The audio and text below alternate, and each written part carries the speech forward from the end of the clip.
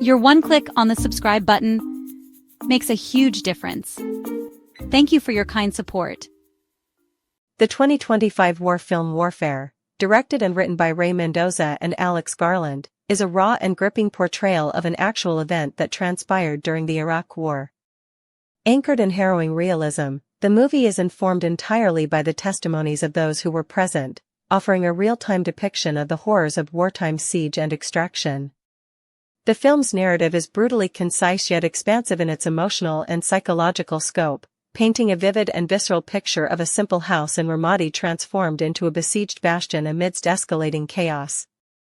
The focus remains on Navy SEAL Platoon Alpha 1, whose mission, supporting U.S. Marines in the area, rapidly disintegrates into a life-or-death struggle against unseen threats, internal fractures, and overwhelming odds. This attention to real-time storytelling draws the viewer into the tense and claustrophobic environment, enriching its impact. The story begins in Ramadi in November 2006, a time and place infamous for conflict during the Iraq War. The platoon, led by Eric, establishes control of what they initially believed to be a standard multi-story house, only to discover complications in its layout.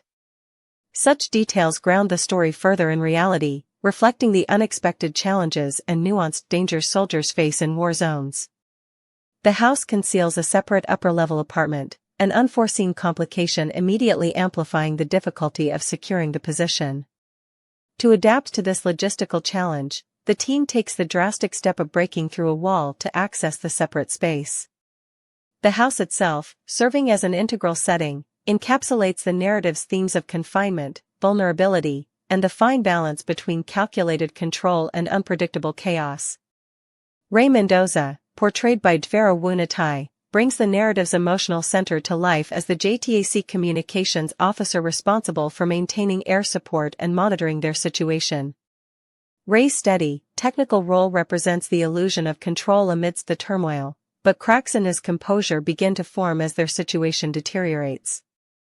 The house initially offers shelter and serves as an advantageous position for overwatch duties. Elliot Miller, Cosmo Jarvis, the platoon sniper and medic, becomes a linchpin in the mission, meticulously monitoring the market across the street. Elliot's dual role as both the detached precision of a sniper and the compassionate necessity of a medic distills the dual paradox soldiers must embody: detachment versus empathy, lethality versus humanity.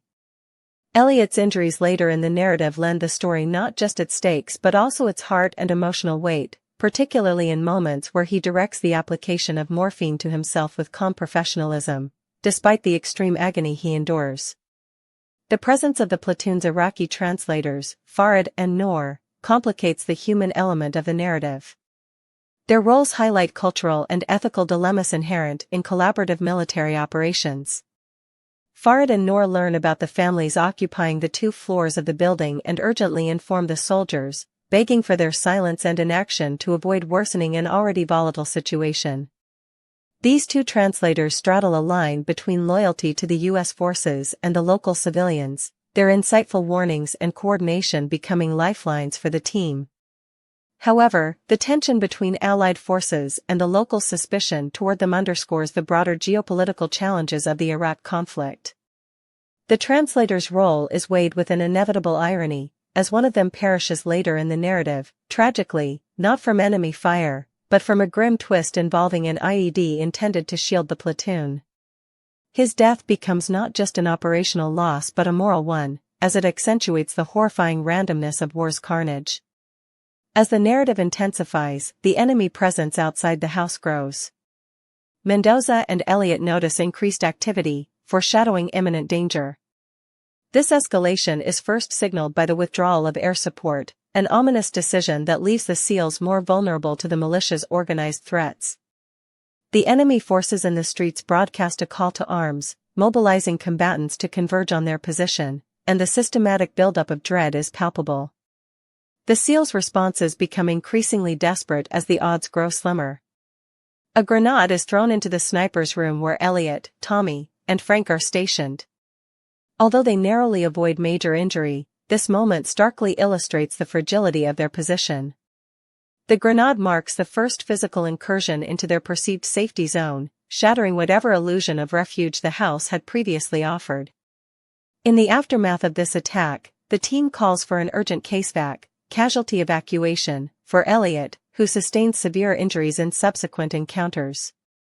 The narrative poignantly conveys the humanity and heroic flaws of these soldiers. Eric, overwhelmed by the rapidly deteriorating situation, resorts to decisive but emotionally charged measures, trying to maintain order within their band as the enemy presence continues to swell. Ray, typically composed and clinical, begins to falter in his duties. When struggling to apply a tourniquet to Sam, who suffers grotesque leg injuries, his hands tremble uncontrollably, a humanizing moment that showcases the psychological toll of sustained trauma and stress. This failure leads Eric to intervene and perform the task, illustrating that even heroes can crack under pressure, their vulnerabilities laid bare. Lieutenant MacDonald, another crucial figure, attempts to organize reinforcements and oversee MacGyver-like solutions amidst the chaos, but limitations of air support and communication equipment ensure that their situation remains dire. Alpha 2, a nearby team the SEALs hope to unite with, encounters their own set of delays due to street firefights, paralyzing them temporarily and demonstrating the ripple effect of combat logistics and unpredictable battlefield events. A major turning point in the story occurs when the translators are sent out ahead of the team for the casevac, only for a concealed IED attack to cost one translator's life and further injure Sam and Elliot. In war films, the consequences of trust and decision-making often carry enormous weight, and here the consequences are fatal. It is a testament to the filmmakers that no action feels contrived or convenient. Every event unfurls as a result of realistic choices and errors made under duress. This grounded authenticity makes the mounting casualties feel even more harrowing. Eventually, after regrouping back inside the house, the team is denied additional casevac attempts due to concerns over further IEDs targeting Bradley's. It is here where the chain of command and the soldiers' individual ingenuity collide in scenes brimming with both frustration and pragmatism. Jake, the leader of Alpha 2 and a steady foil to Eric's occasional bursts of intensity, takes over the situation and engineers their extraction. John, Alpha 2's communications officer, is convinced to impersonate a commanding officer to resolve their logistical deadlock, a small yet daring subterfuge that underscores the need for adaptability in war.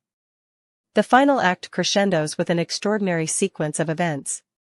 The two platoons consolidate, injuries are addressed with grim precision, and Elliot and Sam are eventually loaded onto Bradley's for evacuation. However, amid the chaos, stakes escalate as the enemy combatants surround the neighboring buildings, pressing in like the tightening grip of a noose. Jake's decision to order fire on the upper deck of their building demonstrates the cruel calculus of combat decision-making. By targeting the empty level above them, the soldiers preemptively deter enemy advances, though it leaves significant destruction in the wake of their retreat.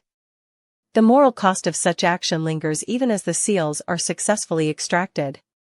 One of the most haunting aspects of the film's conclusion is its treatment of the civilians in the building. The families, who had been forced to stay locked in place amidst the turmoil, find their quiet return to the main areas of the house after the U.S. military's extraction. Their muted emergence feels tragic, though spared immediate harm. They are left in a ravaged space that saw combatants wage war above their heads, symbolic of the collateral damage to human lives and homes in conflict zones. The conclusion offers no pat resolution for these families, an omission that is itself a brutal commentary on war's denial of closure to those caught in its blast radius. The Iraqi fighters flooding the streets at the very tail end of the narrative underlines the perpetual tension and chaos that the SEALs leave behind. Their extraction is not wholly triumphant, it's a mere survival. For those who remain, both civilians and fighters, the conflict is far from over. The lack of on-screen resolution gently nods to Mendoza's real-life experiences, where one event in a soldier's deployment is seldom the definitive end, but part of an ongoing narrative of conflict and survival. The ending, beyond its visceral chaos, holds profound thematic resonance. The title itself, Warfare, encapsulates the multiple dimensions of conflict explored in the movie: internal, psychological strife, interpersonal, team dynamics and survival instincts, and external, enemy engagement and operational strategy. Eric's leadership dilemmas and emotional weight contrast with Jake's calm pragmatism, charting differing approaches to command when under pressure. Elliot's injury and vulnerability pose a heartbreaking lens into the personal costs of war, while Ray's momentary dissociative episode reflects the creeping psychological toll of life under constant threat. Thematically, the film suggests that war destroys more than it protects. From the physical destruction of the building to the irreparable loss of life, the SEAL's extraction leaves only ruins in its wake. The Iraqi translators, perhaps symbols of cross-cultural cooperation amidst strife, suffer the costliest fate of all, one physically dead, the other emotionally scarred by the implications of choosing sides.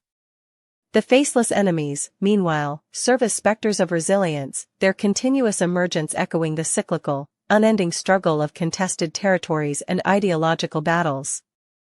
Ray Mendoza's dedication to ground the film in realism makes warfare a standout narrative experience. It holds comparisons to other films like Black Hawk Down or The Hurt Locker, but the intimacy of its character portrayals sets it apart. It refrains from indulging in large-scale spectacle, relying instead on the unnerving atmosphere of a confined, unrelenting siege. The ending, with its distinctly bittersweet tone, begs reflection. The film does not deploy sentimental manipulation, nor does it offer triumphant catharsis. Instead, it leans into ambiguity, offering a snapshot of dedicated, flawed human beings grappling with unimaginable chaos. By doing so, it captures the true essence of war, a space where there are no real winners, only survivors.